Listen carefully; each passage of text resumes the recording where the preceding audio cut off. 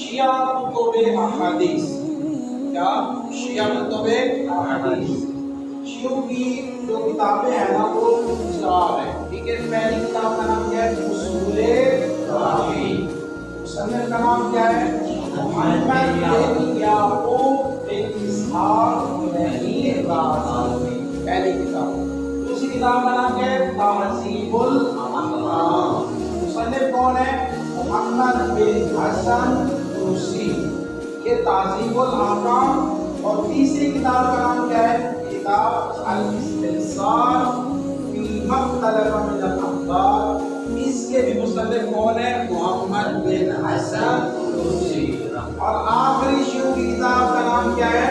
من لا یحضرہ الفقیہ، ان کے مصنف محمد بن علی بن حسین بن باقر۔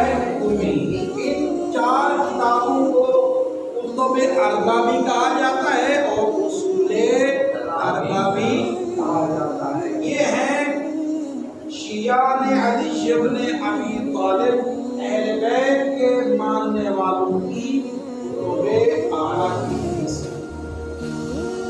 ٹھیک ہو گیا؟ آگے سمجھ آپ لوگوں کو۔ اب ہم پڑھتے ہیں اہل